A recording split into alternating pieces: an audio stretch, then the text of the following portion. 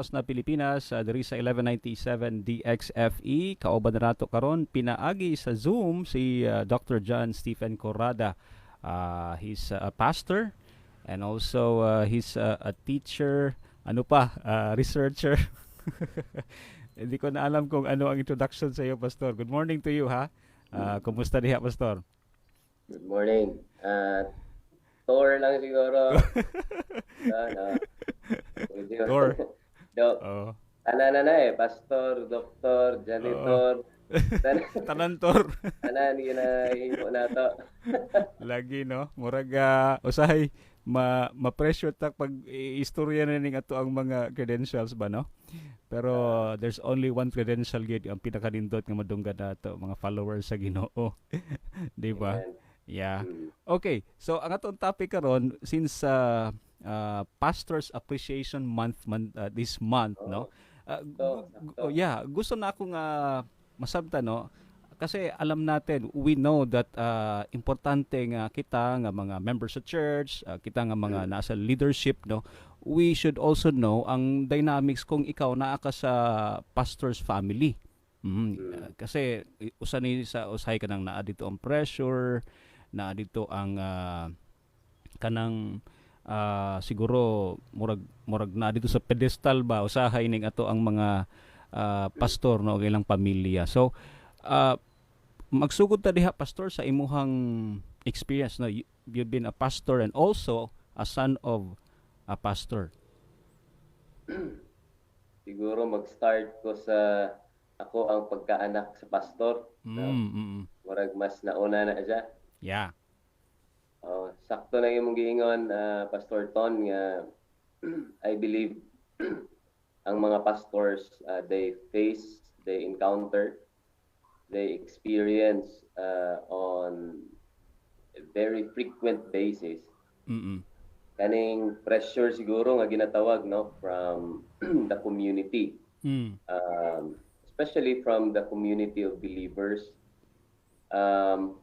Siguro na ay mga expectations nga ilahang whether explicitly ginasulti sa ila or siguro ilaha lang ma-feel, no, as workers. And kana nga mga expectations, I think nagahatag og pressure sa papa na pastor or sa mama nga pastor. And mailhan man nato nga naay pressure sila tungod kay ang mga anak una makabati. Kaya ang mga anak manggod ang pinakasuod sa ila na sa pamilya. And so ako as a pastor's child, ako na experience nga somehow dunay ana nga dynamics, kumbaga as you have mentioned, kanang term nga dynamics in a family where either ang papa nag-serve as pastor, ang mama nag-serve as pastora, or both, no? Just like in our case. So, unsa man ang mga pressure ni adto nga ako mabati sa gamay pa ko, no? One is dili ka pwede mo kuan sa una, dili mi pwede magtindog-tindog sa panahon sa simba. Pastilan. After church kay balo na ka unsay mahitabo. Kabalo ka. Unsay you will face the judgment seat. So, kanang simbaw sahay kay kuan man ang mga ubang mga bata after sa junior church, marag naman po'y simbang mga bata. But humanay na kay di man lagi na mahuman dungan gyud sa adult worship. So, naglinabayay, nagmangga, Pastor Ton, bibo na kayo sa gawas. Wala kami in taon nito, tuluman mi, ako, si Zila, o si Dab. Naamag yun mi sa unahan nga lingkuranan. Okay. Unahan, di ka pwede mo lingkod sa ikaduha. Ito yung kasaunahan. Transit God. Bisag naka-microphone si tatay, mas kusog yun ang tingog sa katawa sa akong mga kadula nga nasa gawas. Grabe nga ano, temptation ba? Dili man kagawas kay. Mao. Wala gina nga morabag siguro, although part sa training ilang ginatag. Pero siguro na ikaw ba nga dapat ang mga anak sa pastor naagyo sa simbahan. Mm. O daghan pang uban na-involve gyud ta sa ministry. Mm. Una dapat ang pastor's child mao gyud maggitara, mao Oo. mag-lead worship, murag naingana nga pressure, especially sa una nga context, no? Yeah. Murag dili na kayo. But Mm. looking back, although in my childhood I felt nga murag negative tong experience for me. Mhm. Okay, feeling na ako mura man siya nagahinder sa akong pag-enjoy Yeah. sa akong pagkabata during Did that you time. hear, Pastor, mga comments with the church members nga naka-impact pod sa imuha og Napod, okay. oo. Pag high school na ako, somehow makasabot naman ko no sa Oo, dynamics sa oo. simbahan. Masabtan naman nimo nga naay conflict ang ang leadership sa imuhang parents Mm. o ngadto sa mga official board or unsa ba leadership team o unsa ba ang tawag na ana nga group no sa simbahan. Mm. So somehow ma-sense na nimo, and so when Sunday comes, in a way ma-affected pug ka no kung naay mga church gatherings, pero makita nimo ang imong parents, kumbaga they do their best to ease out, to iron out kining mga possible conflicts. But as they Mm. do that, ikaw pud as anak, ma-feel pud nimo nga there is really something that is happening. Mm. But again, as I mentioned earlier, looking back at all of these things, ako makita nga it turned out good ba ya? No. At least for me and siguro maupod sa akong mga igsoon. For example, kadtong di gyud ka kagawas while simba, no? It turned out good kay kumbaga naa ito yung mga disciplines, spiritual disciplines katong gitawag. Nga importante ma-inculcate sa bata pa ta. Mm. Kana unya kanang murag naay pressure nga ikaw gid ang manilhig sa simbahan, janitor, nagdako mo ko mag-janitor simbahan. Nagdako gyud ko antod na-involve sa music team. Aha. Nainga ng expectation ba. Later on, it turned out good. Kay I believe mao to'y mga fabrics, no? Fundamental fabrics nga nag-form sa ako ang commitment later on to serve the Lord. Yeah. Kana. Wow, nakita na ko no ang picture ba. Ma-imagine na to no pag mga bata pamanggod ning mga anak sa pastor. Siyempre, kita nga member, kakita ta ba nga pastor imong anak pastor o anak dayon ba no? Natay temptation nga inana nga pastor si Kwan ba. Labi na siguro kung mga teacher nimo member sa church niya. Actually, ang pag high school magud ako, halos akong advisor, mga membro simbahan, basta si tatay, di niya makalimtan maghatag pahimangno sa ako before ko moadtog school. Oo. Dili niya gina makalimtan, sige pahimangno kay Yeah. matawag ra ba natog mga influential, no, ang mga families ba sa church.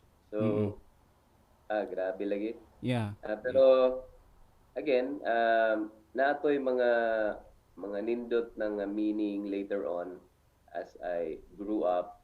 Nakita na ako nga naada ito yung mga nindot nga impact. Siguro the way po nila tatay og nanay gihandle o gradually ginapasabot sa amuha along the way. Kinapod ba yung mga anak sa pastor nga somehow wala nakagit over, Yeah. no?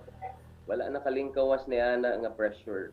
And so mo nang niingon sila nga nahimo pud silang mga PK, dili mga pastor's kid but nahimo mga problematic kid.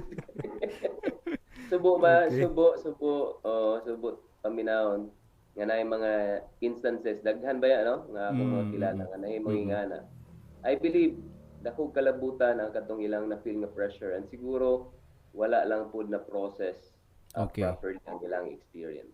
Importante na ang process no. Kay hibaluta kita nga naa sa ministry, whether we like it or not, naamanggid na kanang pressure. Whether we like it or not, murag hibali ang pastor's family mo murag basihan ba you know. Mm-mm. And if there's na ay gamay lang mo kuan ma-fail ito, kita pod nga mga members makaingon pud ta nga pastor nga nang yun ani no. So naa na gid siya didto. Okay? And the good thing gi-mention nimo ganina Pastor John no is ang katong pag-handle sa parents, sa pastors no. Kasi minsan there's the tendency for us to perform sa ministry but not performing sa family. Okay? Correct. Nandun yung absentee na father, mother, 'di ba? Sa ministry, grabe, no? Very active. Pero pagdating sa family, ayun na, parang may kulang, no? Yes. So, the good thing that you point out na siguro gamay nga pahimang, no? Storya sa mga anak, and nandun yung communication, it's Correct. very important. Mhm. Yeah.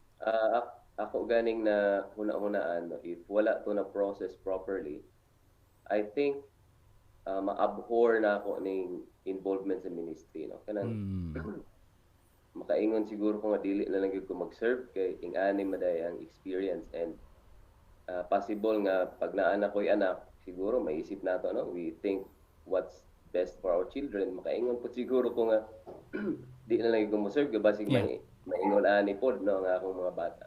Yeah. But I think it was really yung processing experience, and I'd like to highlight nga dili man lang po ako ang mga ginikanan ang na-involve sa process. I believe ang community mismo, no? Yun. Oo.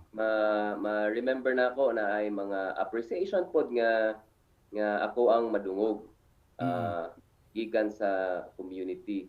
Daghan pod sila mga affirmations mahitungod sa importance sa role sa ni tatay, nanay, and even sa amo pod no, as his children. Yun. Later on katong nag-high school na, nag-college, kadto na nga mga narratives nga akong madunggan. Siyempre kani grow up naman pud ta beyond sa katong mga dula o etc. na hinahinay tag-form sa atong identity na. And during that time nga naga-form ko sa akong identity, mas strong na tong narrative nga kumbaga important ang role as pastors. And kami po, no, katong narrative nga mas na-appreciate na po ang among involvement sa ministry. Ingana na nga ang personally akong madunggan, and so I believe kadto po nag-shape significantly kung unsa na ang ako ang response later on, particularly kung akong decision to be involved in the ministry. Yeah. And so dakong kalabutan no ang narratives nga ato makuha from the community. Kanang narratives dili lang na verbal narratives, but even kanang gestures, no. Kanang mga gestures sa community naga-form po na sa narrative nga I believe naga-impact sa life and family sa pastor. Yeah.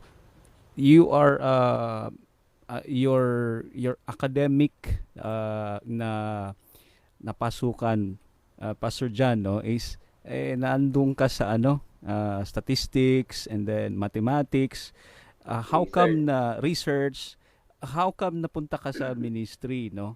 What made you, ano yung turning point sa iyo? Daw karon nagatudlo man gihapon ka, di ba, Pastor? Oo.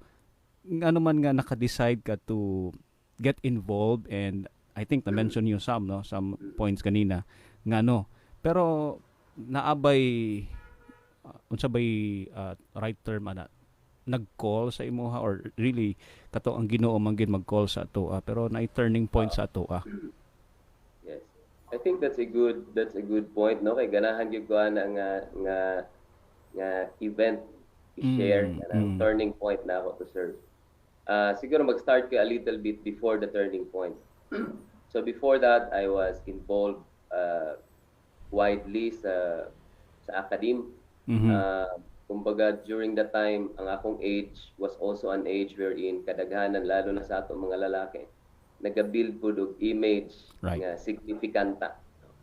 So ako, ang akong image nga ginabuild was an image of significance diha sa world sa academe, particularly sa kining prestigious field of research. Sa academe manggod, generally maklasify nato ang mga tao diha duha lang teacher ka o researcher ka. Yun. And pag researcher ang imuhang image, medyo elite, mabilong ka sa elite ba? Okay, and in a way, ang imuha pong, perks, tanan, economic perks, etc. Kanang mga recognition nga ginahatag sa imuha, mas taas. And so, before the turning point, makaingon ko nga, I was really doing well.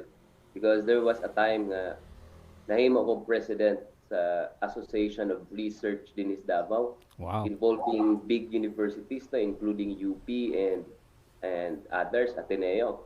Mga big universities, I headed the research network.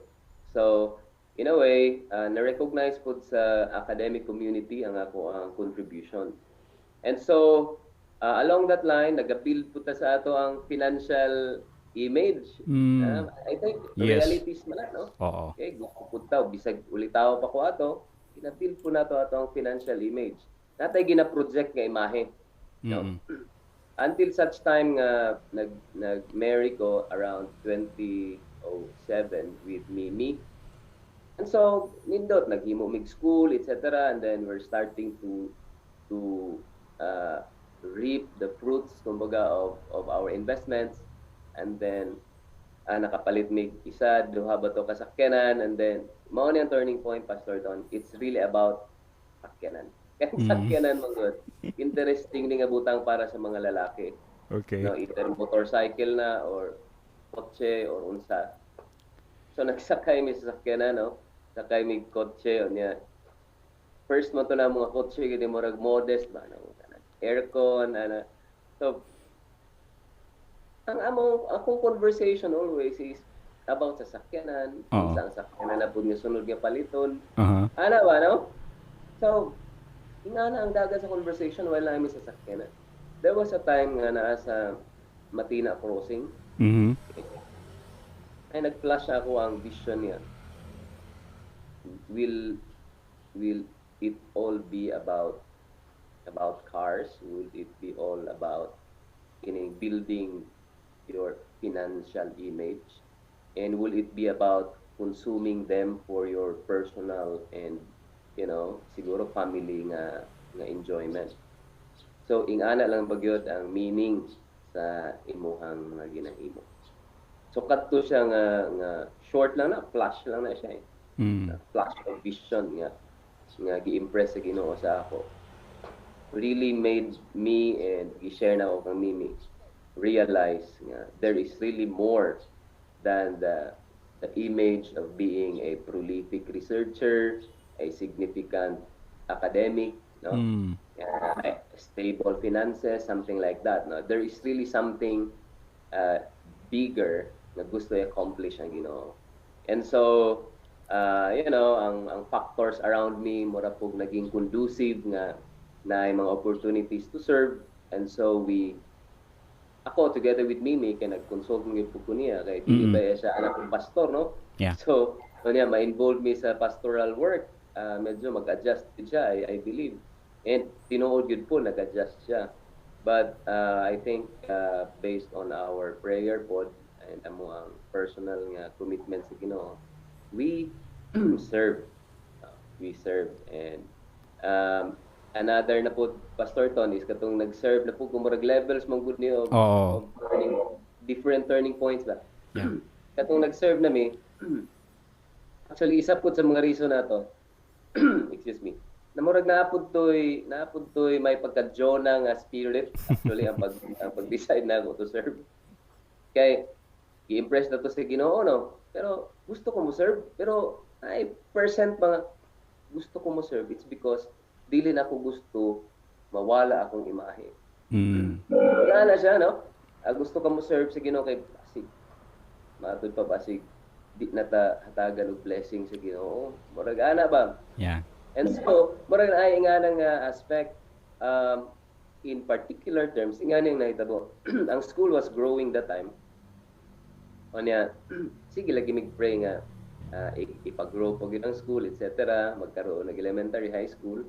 And so eventually, part sa among prayer nahimong kuan nga Lord, i-bless ding school and then tagain building nga dako para na ay mahimong magamit dili lang sa school but sa ministry. in particular mahimong worship center ana pastor to no. And so kining Ginoo kay makadungog ba sa itong mga pag-ampo. Eventually, to cut the story short, nagkaroon ng building, unya na ay area for worship center sa Ubos. Agoy kay after a couple of years, before 2012 man gud ko nag-serve yun. 29, 2012, 10, 2011, na to, na place. Hadlok man ko nga gamiton to for the ministry. Yun. Kay basig matag ang school ba nga sectarian school. And so, in a way, na ako'y murag, in a way, personal plan nga mo serve ko kay para dili magamit ang school, no, makaadto kog lain nga simbahan, and then ang school ma-safeguard from being a worship center. Murag ana ba nga ako ang kuan kay hadlo ko kay dito gihapon ang ako ang kabug-aton sa akong imahe. So, mao to ni serve ko storil. Ang ni-serve ko because partly of that purpose. Grabe siya ka pangit ba at the beginning. Agoy, dili naman ko, later on, years went by, always man ko ginahatagag vision sa katong place of worship. Okay? And so, ipaninglan ka sa Ginoo, pastor. Dili ko. Akong gina-share kang mimi ba ko. Sige mo ko gina-remind mahitungod atong place of worship sa school. And so nahitabo sometime in 2016, I think, dugay-dugay. In 2016, disturbed naman ko. So, we talk na would it be possible na mag-start of out kining satellite church ang Turil sa Mintal using that place as the worship center. And so, nahitabo to. No, naduple na gyud Ginoo nang akong trabaho pastilan. Nag-worship Miss Buntag Storil pagkahapon mag-start mi dito sa Mintal, no? Balik ni hapon. Ang na-realize lang nako is maulagi na kay wa man ka nag-2 months sa umpisa. But eventually it turned out good. Ani nga ang mga nindot nga mga items nga nahitabo. Nga katong kahadlok na ako personally nga mobaba ang enrollment kay matag ang school as a sectarian school, wala nahitabo. Wala nahitabo. The school grew, okay, of course, up to before the pandemic. Okay, and then ang nindot pa is na ay mga parents, mga families nga diya sa school.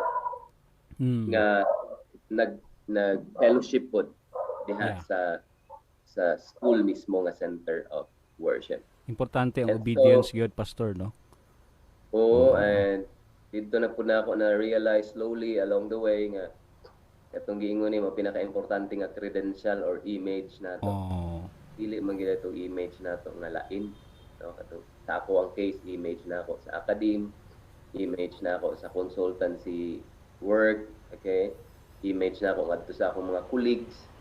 Ang mas importante man dahil nga imahe is ang imahe nato, ang image nato di atubangan sa Ginoo. And so kana nga gradual nga dealing pud sa Ginoo sa ako strengthened further ako ang commitment.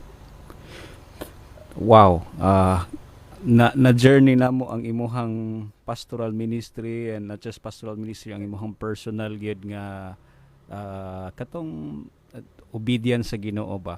Now, if naa kay ipabaon sa imuhang mga di pa man ta mga matay, pastor, but we need to hinay-hinay ba, no, atong tamnan ng ilahang mga kasing-kasing unsa to ang imuhang ginaingon sa ilaha, given that you have a father who is a pastor, and now you're a pastor, and then naanak kay mga anak, you have a boy, unsa to imong ginabutang sa ilang mga kasing-kasing karon?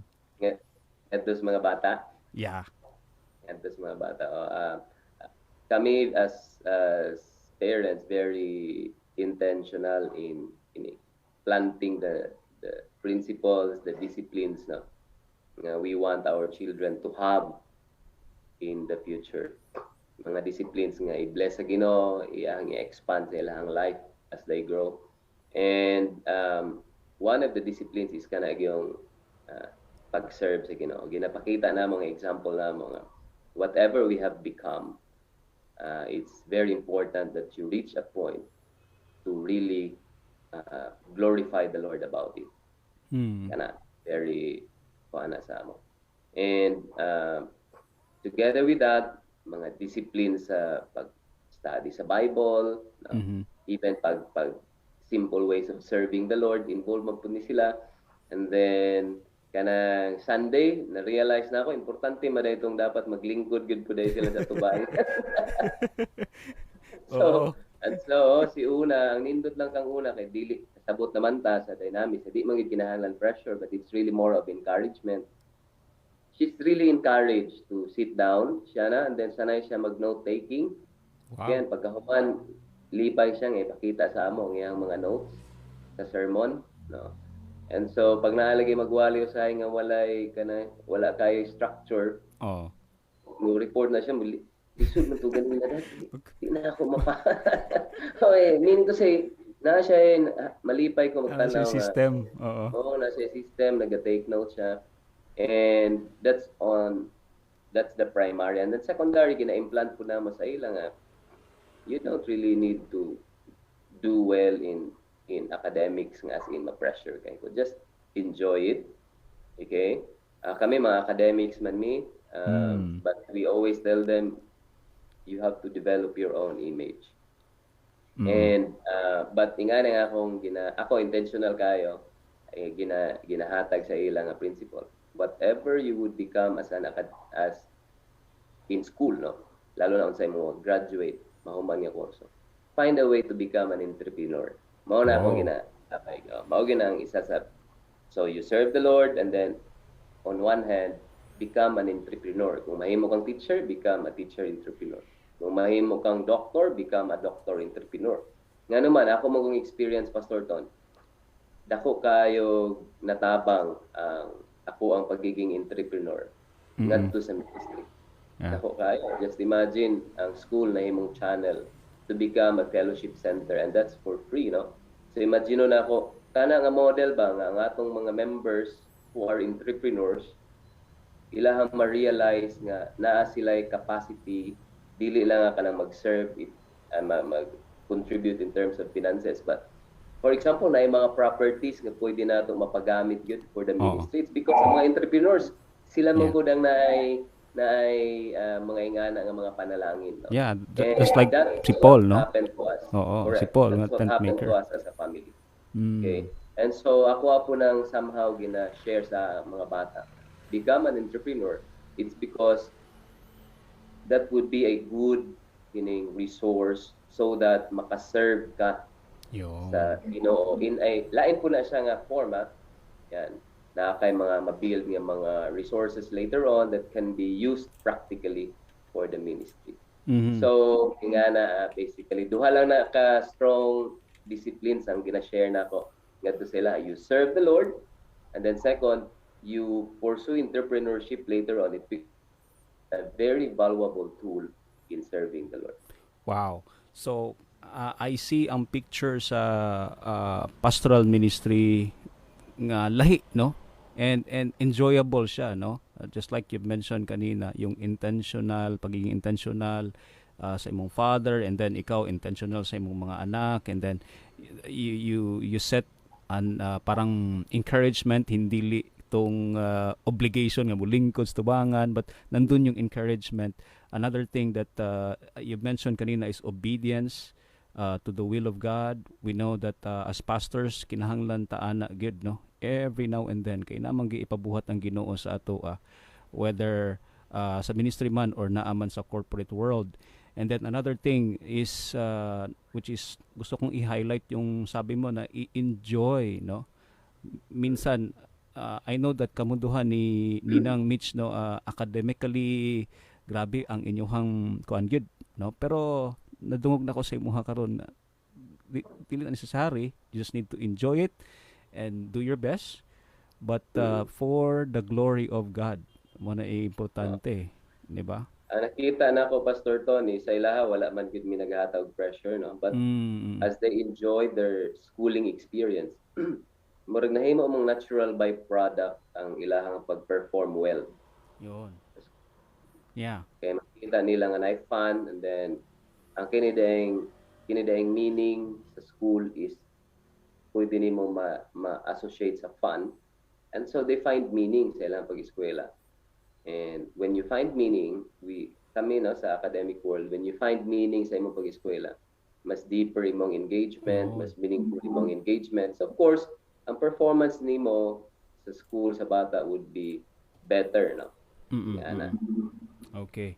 Ayon. So daghan kog nakatunan karon ay kay balupod ko kamo diha mga ka-ONP, daghan pud mga nakatunan. Good morning nga pala kay Ate Ami, Sir Alvin, magandang umaga. Thank you for tuning in mga teachers nato karon, no.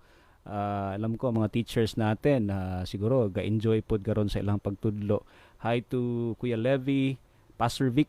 Thank you for watching sa Facebook Live itong ating mga friends natin. Now, pabaon mga Pastor John, no, sa ato ang mga pastors pod karon that karon nga month we are again celebrating ang Pastors Appreciation Month. Siguro one, Pastor Tonis, sa atong mga kaubanan nga pastors or mga co-workers nato diha sa ministry sa Ginoo, I know nga the work that we are doing is never in vain. We are assured of that. We will continue despite the challenges this time. I know ang Ginoo is really happy looking at us nga despite the challenges in the ministry, we are still moving forward. And secondly, since maupod ni ang ginatagaan nato pagtagad karon kining ato ang family, puno naman ta sa mga pahimangno nga our family is the first ministry. I think we just have to go back, become intentional about it every day, every night, no? When we wake up, when we sleep, let's really find a way to make that true sa atong mga pamilya by the grace of the Lord. Amen, amen. Okay. Sir Alvin, thank you. Enjoy ko na minaw, pastor, kay bisa nako dili anak og pastor, apil ko lingkod sa tubangan. Okay. Murag kitang tanan no, naka-experience pug ako, experience pug ko niana. Salamat kaayo Dr. John, Stephen Corrada. God bless sa inyo ha, pastor, og maayong buntag. Yes. Salamat. Daghang salamat po sa imo ug sa atong mga listeners and viewers. Thank you.